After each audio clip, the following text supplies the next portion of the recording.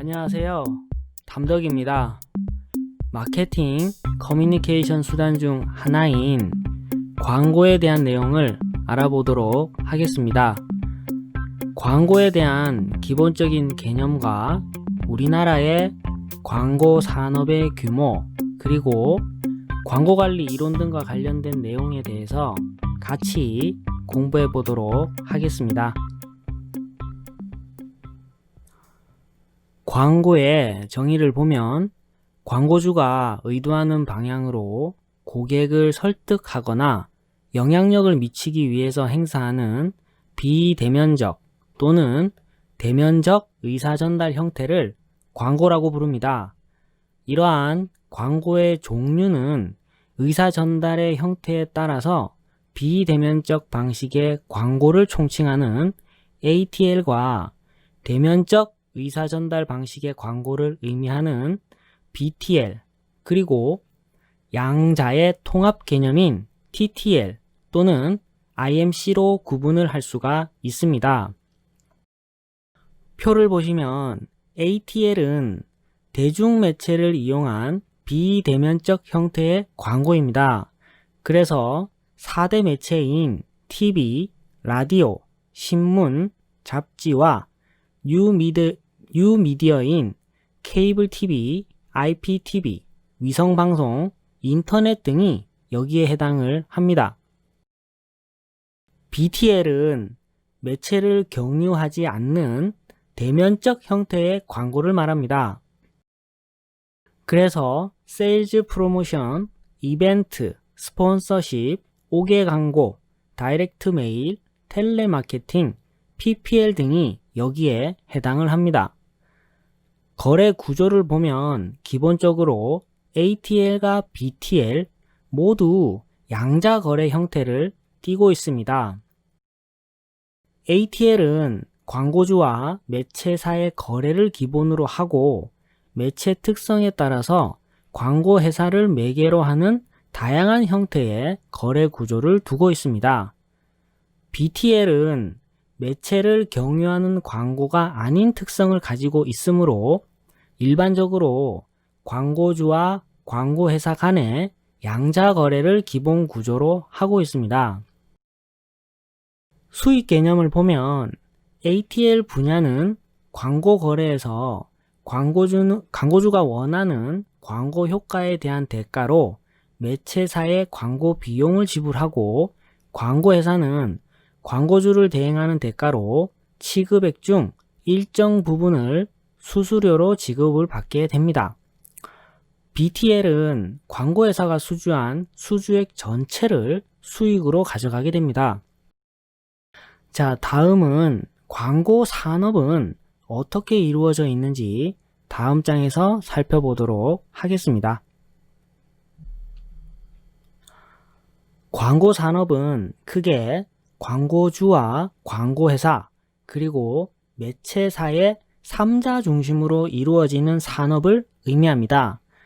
한국표준산업 분류에 나와 있는 광고업의 정의를 살펴보면 광고업이란 고객을 대리하여 각종 광고 매체에 대한 광고 관련 업무를 수행하는 산업활동이라고 정의가 되어 있습니다.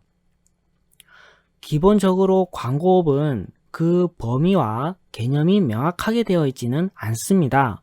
그래서 분류 기준을 정할 때는 통계청에서 발표하는 표준산업 분류 기준을 우선순위로 고려를 하게 됩니다.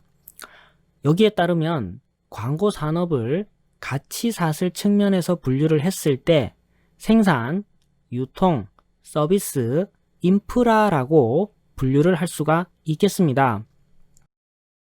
그림을 보시면 광고 산업의 가치사슬 구조를 살펴보면 크게 광고주와 광고회사 그리고 매체사가 있습니다. 광고주는 제품이나 서비스 판매에서 이익을 남길 목적으로 광고 활동을 담당하는 실질적인 광고의 주체를 말합니다. 광고주에는 기업이나 정치단체나 비영리 기관 등이 주요 광고주가 됩니다. 광고회사는 광고주의 입장에서 광고주의 광고를 대행해주는 전문 조직체를 의미합니다.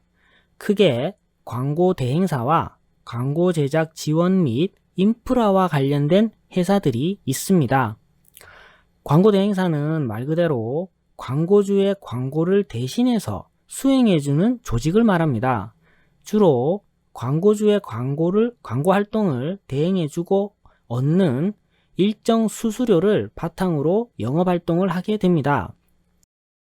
광고 대행사의 형태를 보면 종합광고 대행사, 크리에이티브 부티크, 미디어 구매 전문 대행사, 프로모션 대행사, 온라인 광고 대행사 등이 있습니다. 광고 제작 지원 및 인프라는 광고물을 만들어내는 역할을 담당하게 되고 각종 광고와 관련된 지원과 인프라를 제공해주는 역할을 수행하는 조직을 의미합니다. 끝으로 매체사는 전파, 인쇄, 뉴미디어, 오개 등으로 구분을 하는데요. 광고주의 메시지를 전달해주는 역할을 수행하는 조직을 뜻합니다. 주로 지면을 할애하거나 시간을 제공을 해서 시청자나 구독자 등에게 전달하는 고리 역할을 수행을 하게 됩니다. 광고 산업에 대한 기본적인 개념은 이 정도로 정리를 하고요. 다음 장에서는 우리나라의 광고 산업 규모는 어느 정도 되는지 알아보도록 하겠습니다. 문화체육관광부에서 발표한 국내 광고산업 조사 결과에 따르면 2018년을 기준으로 해서 광고산업의 총 취급액 규모는 17조 2천억 원 규모이고 전년도 대비해서 4.9% 증가하였다고 합니다. 업종별로 보면 광고 대행업이 6조 6천억 원 규모이고 전체 취급액의 38.5%를 차지하고 있습니다. 그래프를 보시면 광고 대행업이 가장 높고 그 뒤를 광고 전문 서비스업과 온라인 광고 대행업이 각각 3조 원 규모로 되어 있는 것을 알 수가 있습니다. 광고 대행업을 제외한 나머지 이 5개 부분을 모두 합하면 총 10조 5천억 규모가 되고 전체 61.5%를 차지하고 있는 것을 알 수가 있습니다. 그 다음으로 광고 매체별 규모를 살펴보면 매체 광고비는 총 11조 362억 원이고 전체 64.1%를 차지하고 있습니다. 매체 외 서비스 취급액은 6조 1757억 원으로서 35.9%를 차지하고 있습니다. 여기서 매체 광고비는 방송 매체, 인쇄 매체, 인터넷 매체 및 오개 광고 매체 모두를 말하는 것이고 매체 외 서비스 취급액은 광고 전문 서비스업, 광고물 인쇄업, 그리고 광고 제작업 사업체의 취급액 전체를 뜻합니다. 그래서 광고 매체업과 매체 외 서비스업을 합하면 총 17조가 됩니다. 매체 광고비 11조 원 중에서 방송 매체 규모를 보면요. 총 4조 원 규모로 나타나는데요. 이 중에서 케이블 TV가 지상파 TV를 2017년도 조사에서 추월한 이후에 계속해서 그 격차가 벌어지고 있습니다. 그리고 인터넷 매체를 보면 총 3조 8천억 규모로 되어 있는데 모바일 취급액은 계속해서 증가하는 추세이고 아마도 올해 2020년에는 PC 시장을 모바일이 추월해 있지 않을까 하는 생각도 듭니다. 정리를 하면 우리나라의 총 광고 시장 규모는 17조 원 정도 되고 업종별로 보면 광고 대행업이 가장 높으며 매체별로 보면 케이블 TV와 모바일 매체의 광고비 성장이 두드러지고 있다는 것을 알 수가 있습니다. 자, 지금부터는 광고 이론에 대한 내용을 알아보겠습니다. 광고는 마케팅 커뮤니케이션의 한 부분이지만 광고와 관련된 내용을 모두 담아내기에는 부족함이 많습니다. 마케팅의 세부 과목으로 공부를 할 정도로 광고론이라고 하는 것은 그 범위가 제법 넓습니다. 그래서 촉진 관리에서 다루는 부분은 광고와 관련된 핵심적인 내용만 주로 다루도록 하겠습니다. 기업이 광고를 효율적이고 효과적인 촉진 도구로 사용을 하려면 체계적인 광고 캠페인 관리가 필수적입니다. 그래서 광고 관리를 잘하기 위해서는 광고 프로그램 개발과 관련된 중요한 의사결정을 내려야 합니다. 이것과 관련해서 그림을 보시면 우선 광고 목표를 설정을 하고 그 목표에 해당하는 광고 예산을 결정을 하며 실질적인 광고 전략인 크리에이티브 전략을 수립을 하고 이후에 광고 매체를 선정한 후에 최종적으로는 광고 효과의 측정을 통해서 마무리를 하게 됩니다. 우선 광고 목표에 대한 내용을 알아보겠습니다. 광고 목표란 광고주가 광고 캠페인을 통해서 달성하고자 하는 커뮤니케이션 과업을 뜻합니다. 광고는 특정 기간 동안 표적 청중들에게 기업의 메시지를 전달하는 것이기 때문에 광고 목표는 기업의 제품이나 정보를 알리기 위한 것인지 아니면 소비자를 설득하기 위한 것인지 또는 브랜드를 기억나게 하기 위한 것인지에 따라서 광고 목표를 구분할 수가 있습니다. 정보 전달형 광고는 신제품을 시장에 소개할 때 주로 사용되어지는 방법을 말하며 기본적 수요를 구축하는 데 있습니다. 설득형 광고는 경쟁이 심화될수록 더 중요해지는 광고로서 브랜드 선호를 구축할 때 사용되어지는 방법을 말합니다. 이 경우 광고 목표는 선택적 수요를 구축하는 데 있습니다. 상경 광고는 고객 관계를 유지시키고 고객이 제품을 계속 생각하게 만드는 데 도움을 주는 주로 성숙기에 있는 제품을 소개할 때 사용되어지는 방법입니다. 소비자를 설득하려 하기보다는 단지 제품을 소비자들의 기억 속에서 사라지지 않게 하기 위해서 사용되어지는 것을 의미합니다. 이러한 광고 목표의 구체적인 내용들은 브랜드에 따라서 달라질 수가 있으므로 효과적인 광고 목표를 수립하기 위해서는 6가지 조건을 충족을 시켜야 좋은 광고 목표를 설정할 수가 있게 됩니다.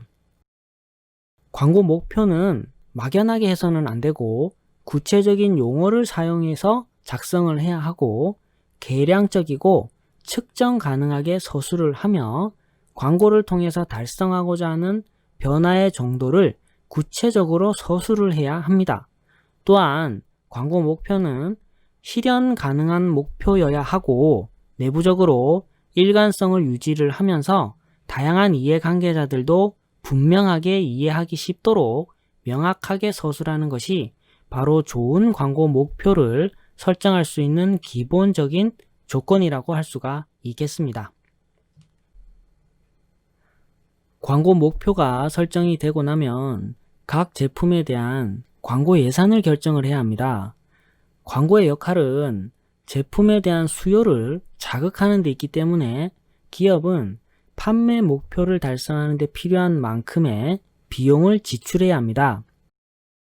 이것을 광고 예산이라고 부릅니다. 광고 예산과 관련해서는 이전에 통합적 마케팅 커뮤니케이션을 다룰 때 이미 정리를 했었습니다. 그래서 여기에서는 간단하게만 알아보고 넘어가도록 하겠습니다. 우선 광고 예산을 설정을 할 때 접근 방법을 보면 하향식 접근법과 상향식 접근법이 있습니다. 하향식에는 매출액 비율법, 가용예산 활용법, 경쟁자 기준법 등이 있고 이것은 최고 경영자가 광고 예산을 책정을 하면 책정된 예산을 근거로 해서 광고 활동별로 배분을 하는 방식을 의미합니다. 상향식 접근법에는 목표 가업법과 현금 흐름 계획법 등이 있고 이것은 최초 광고 목표가 설정이 되면 목표 달성을 위한 세부적인 활동 계획을 수립을 하고 이후 각 광고 활동별로 필요한 비용을 추정한 다음에 최고 경영자에게 총 광고 예산을 승인받는 절차로 진행이 되는 방식입니다. 광고 예산을 결정할 때에는 광고 예산에 영향을 줄 수 있는 몇 가지 사항들을 고려를 해야 하는데요. 하나씩 알아보겠습니다. 제품에 대한 광고 예산은 종종 제품 수명 주기의 단계에 달려 있습니다. 예를 들어서 신제품의 경우 소비자의 인지도를 높이고 시험 구매를 자극하기 위해서 상대적으로 많은 광고 예산이 소요가 됩니다. 반면에 성숙기에 있는 제품은 매출액에 비해서 비교적 낮은 비율의 광고 예산만으로도 충분한 경우가 많습니다. 시장 점유율도 광고 예산에 영향을 미치는 요소 중 하나입니다. 시장 점유율을 확대하거나 경쟁사로부터 시장 점유율을 뺏고자 할 때는 시장 점유율을 유지하고자 할 때보다 비교적 더 많은 광고 예산이 필요합니다. 또한 경쟁이 치열한 시장에 제품이 속해 있는 경우가 그렇지 않은 경우보다 상대적으로 많은 광고 예산이 필요하고 브랜드에 대한 메시지를 소비자에게 전달하는 데 있어서 광고의 잦은 반복이 필요할 때에도 많은 광고 예산이 필요하게 됩니다.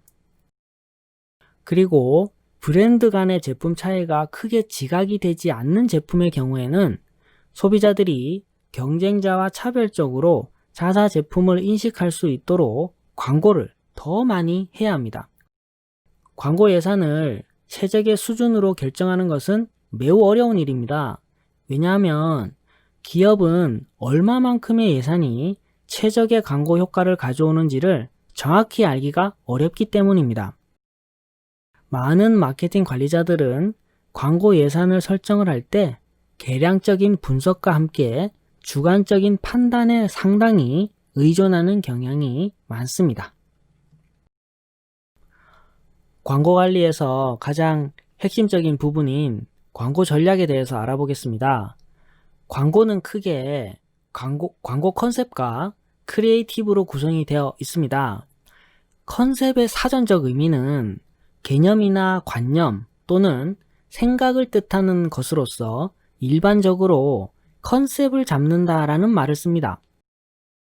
광고에서 컨셉을 잡는다라는 말은 제품의 성격을 명확히 부여하는 것을 의미합니다. 즉, 광고주는 광고에서 무엇을 말할 것인지를 찾아야 하는데 이것이 바로 광고 컨셉이 됩니다. 다시 말해, 광고 컨셉이란 광고주가 광고를 통해서 표적 소비자에게 전달하고자 하는 제품의 핵심 개념을 하나의 단어나 어구로 표현한 것을 의미합니다. 이러한 컨셉은 시장성, 경쟁성, 소비자 편익을 통해서 크리에이티브 방향을 명확하게 설정해주는 역할을 수행을 하게 됩니다. 컨셉을 통해 제품 카테고리를 알게 해주고 경쟁 제품과 차별성을 확보하게 하며 소비자 편익이 무엇인지를 명확하게 제시해주는 역할을 하는 것입니다. 광고 컨셉의 표현 사례를 보면 고양이 맛 다시다, 젊은 날의 선택 바카스, 침대는 과학입니다의 에이스 침대, 햇살 담은 진간장. 이러한 광고 컨셉은 제품이 갖고 있는 기능적인, 경험적인, 상징적인 편익들을 잘 설명을 해주고 있습니다. 컨셉의 개념을 단계별로 구분을 하면 제품 컨셉, 상품 컨셉, 광고 컨셉, 표현 컨셉으로 나눌 수가 있습니다. 제품 컨셉은 제품 개발자 입장에서 제품을 개발하게 된 동기나 의견, 아이디어로 경쟁 제품과 차별화된 점을 제시하는 것을 의미합니다. 주로 생산 점유율이 목표이고 제품 개발자의 관점에서 제품을 분석 대상으로 하게 됩니다. 상품 컨셉은 브랜드를 뜻하며 제품이 상품화되어서 매장에 진열이 되었을 때의 컨셉입니다. 이것은 시장 점유율을 높이기 위해서 소비자들의 욕구를 해결해주는 개념을 제시하는 것을 의미합니다. 광고 마케터의 관점에서 경쟁 상품을 분석 대상으로 하게 됩니다. 광고 컨셉은 커뮤니케이션으로서 각종 매체를 통해서 광고가 되었을 때의 컨셉입니다. 목표 고객에게 전달하고자 하는 핵심 내용을 제시하는 것을 의미합니다. 광고 기획자 관점에서 목표 고객을 분석 대상으로 하게 됩니다. 마지막으로 표현 컨셉은 크리에이티브를 말하는데 목표 고객이 생활 속에서 공감할 수 있는 상황을 메시지와 그림 등을 이용해서 표현하는 것을 말합니다. 목표 고객이 쉽게 내용을 받아들여서 구매 행동을 유발할 수 있도록 제시하는 것을 의미합니다. 정리를 하면 컨셉이라고 하는 것은 광고에서 목표 소비자에게 제품의 성격을 명확히 부여하는 것이라고 할 수가 있고, 목표 소비자는 누구인지, 그들에게 필요한 욕구는 무엇인지, 광고 목표는 무엇인지 등을 살피고 우리 제품만이 가지고 있는 고유한 특징을 제품 개념으로 만들어주는 것이라고 할 수가 있겠습니다. 광고 컨셉을 통해서 무엇을 말할 것인가가 정해졌다면 다음으로는 결정된 광고 컨셉을 어떻게 구체적으로 표현할 것인가를 결정을 해야 하는데, 이러한 과정을 크리에이티브 전략이라고 합니다. 크리에이티브 전략은 매체를 이용하기 전인 광고 콘텐츠를 제작하기 전에 검토되어야 할 크리에이티브의 방향을 설정하는 것을 말합니다. 이를 표현 전략이라고도 부릅니다. 크리에이티브 전략이란 고객에게 상품이나 서비스를 효율적으로 전달하는 표현 방법을 구상하는 과정이라고 정의를 내릴 수가 있겠습니다. 여기서 광고에서 중요한 개념 중 하나가 바로 소구입니다. 즉, 광고를 어떻게 어필할 것인가 라는 말인데요. 소구란 일정한 광고물이 특정 소비자의 반응을 일으키도록 호소하는 방법을 뜻합니다. 광고에서 무엇을 이야기할 것인가인 광고 컨셉이 결정이 되었다면 그 메시지를 어떻게 표현할 것인가, 즉 광고의 소구 유형을 어떻게 할 것인지를 정해야 합니다. 소비자의 관심을 끌고 상품에 대한 태도와 구매 의도에 영향을 미치는 이러한 소구는 크게 세 가지로 구분을 할 수가 있습니다. 이성적 소구는 고객의 편익을 합리적으로 제시하는 것으로서 제품의 특징과 기능, 그리고 가치 등을 강조하는 유형입니다. 주로 비교 광고나 증언 광고 등이 여기에 해당을 하겠습니다. 정서적 소구는 고객의 심리를 자극해서 브랜드에 대한 긍정적인 느낌이나 호의적인 태도 형성을 유도하는 유형입니다. 주로 공포, 유머, 사랑, 쾌락 등의 감정 유발 요소들을 이용하는 방식이고, 감정 전이형 광고가 많이 사용이 됩니다. 윤리적 소구는 고객의 윤리적 판단과 도덕적 기준에 호소하고 사회에 대한 제안과 의견을 제시하는 유형입니다. 그렇다 보니 주로 공공기관의 공익 광고나 기업의 윤리 광고 등에 사용이 됩니다. 광고 메시지 내용에 대한 소구점이 결정이 되었다면 이번에는 메시지를 효과적으로 표현하기 위한 메시지의 구조와 상징적인 메시지 포맷을 적절하게 조합을 해야 합니다. 메시지의 효과성은 메시지의 구조와도 관련이 있는데요. 메시지 구조를 전개할 때에는 광고 메시지의 결론 도출 여부, 강조할 내용, 강조점 제시 순서에 대해서 고려를 해야 하는데, 각 내용을 어떻게 전개하느냐에 따라서 광고 효과는 달라지게 됩니다. 결론 도출이라고 하는 것은 명확한 결론을 제시해 줄 것인가 아니면 청중에게 맡겨둘 것인가의 문제를 말하는 것입니다. 강조할 내용이라고 하는 것은 일면적 주장을 할 것인가 아니면 양면적 주장을 할 것인가의 문제를 말합니다. 그리고 강조점 제시 순서라고 하는 것은 강조점을 초반에 둘 것인가 아니면 후반에 둘 것인가에 대한 문제를 말합니다. 이러한 메시지의 구조를 어떻게 잡아가느냐에 따라서 광고 효과는 달라지게 됩니다. 그래서 상징적인 메시지 포맷을 완성하기 위해서는 표현 전략, 표현 스타일, 표현 기법 등에 나와 있는 이러한 요소들을 잘 고려를 해서 메시지의 구조와 메시지의 표현 전략을 수립을 해야 하겠습니다. 광고 메시지의 전달과 표현 전략에 이어서 이번에는 광고 매체를 선정을 해야 합니다. 매체라고 하는 것은 미디어를 말하는 것이고 이러한 매체란 광고의 메시지를 표적 고객인 소비자에게 전달하는 수단을 말합니다.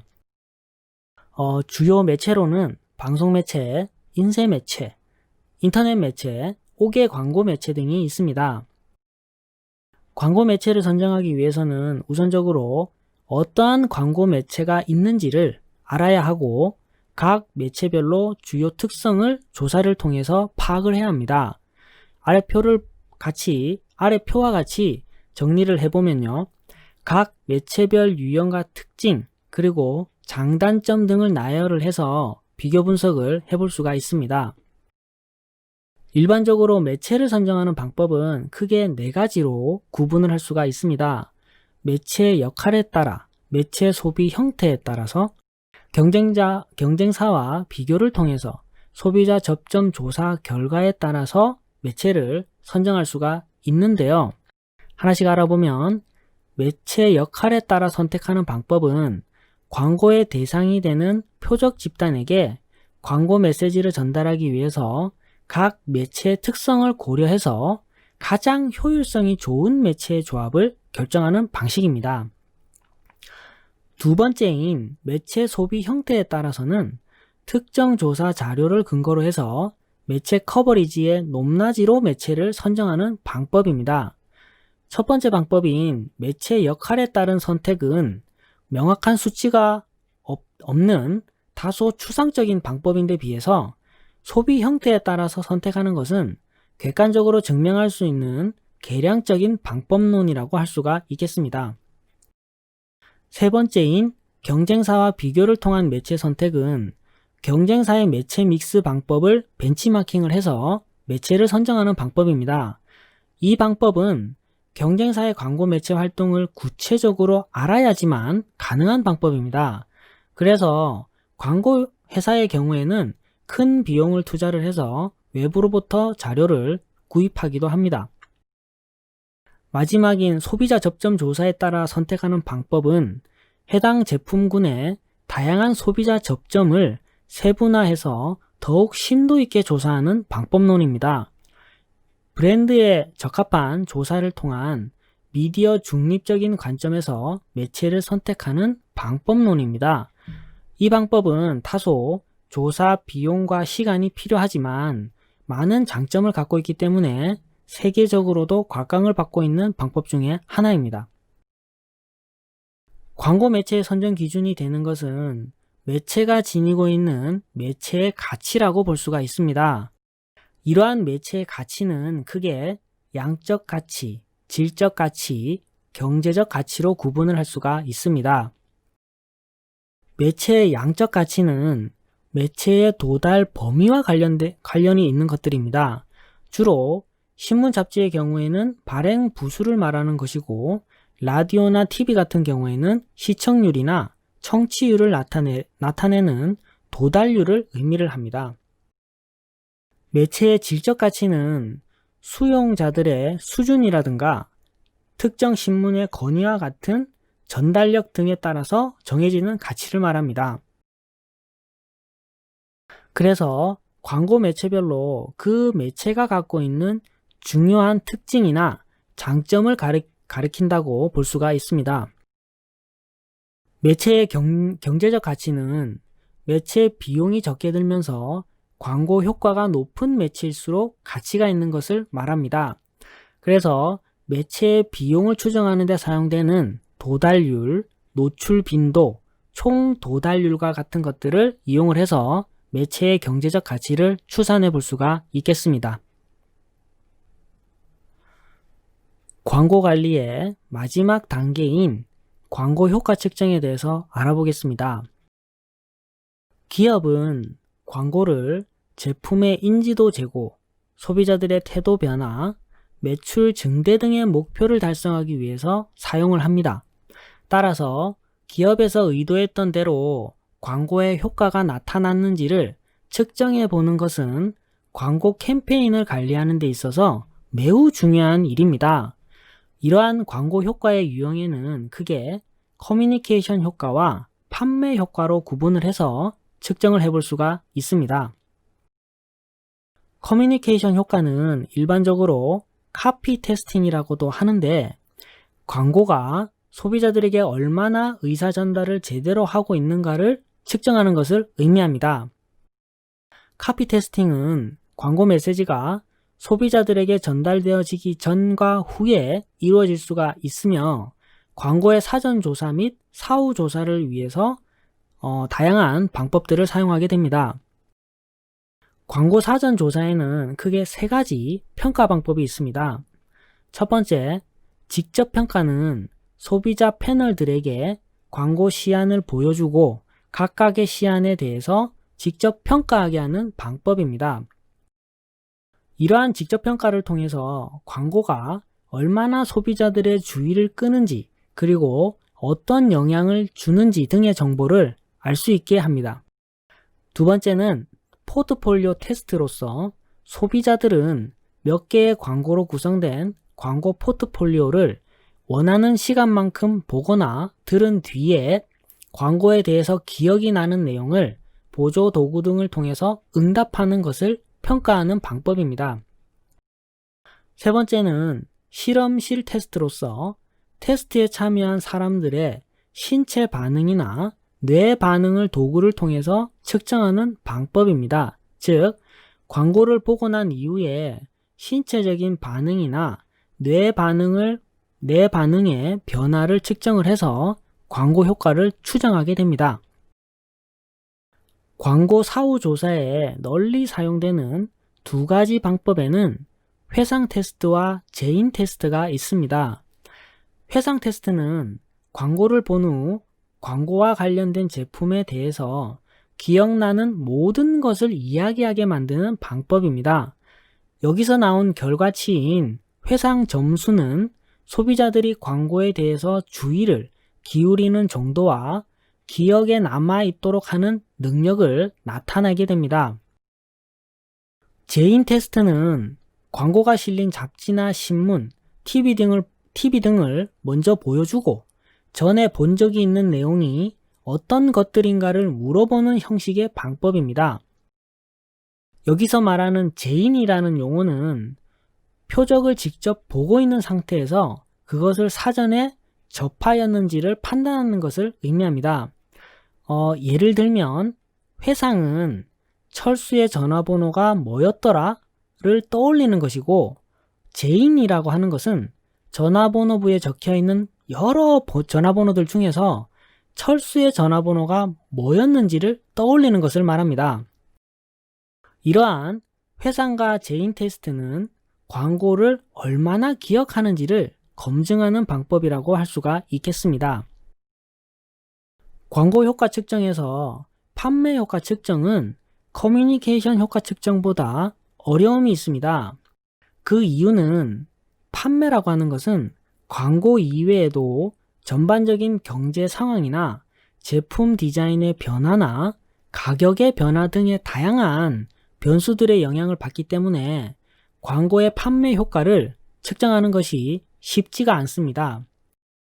그래서 광고의 판매 효과를 측정하는 방법 중에 하나는 과거의 광고비 지출과 매출의 관계를 통계학적인 모형을 통해서 알아내거나 아니면 광고 실험을 통해서 측정하는 방법 등이 있습니다. 이를 A/B 테스트라고 하는데요. 이것은 지역별로 광고 예산을 다르게 책정을 해서 광고를 집행한 후에 지역별로 매출의 변화를 비교 측정하는 방법을 말합니다. 지금까지 알아본 광고 효과 측정 방법들은 주로 설문을 이용을 하거나 아니면 실험실에서 실험을 통해서 알아보는 경우에 해당을 합니다. 그래서 필요에 따라서는 전문 조사 기관에 의뢰를 해서 그 자료를 활용하기도 합니다. 자, 지금까지 촉진 관리의 수단 중에 하나인 광고에 대한 내용을 정리를 해보았습니다.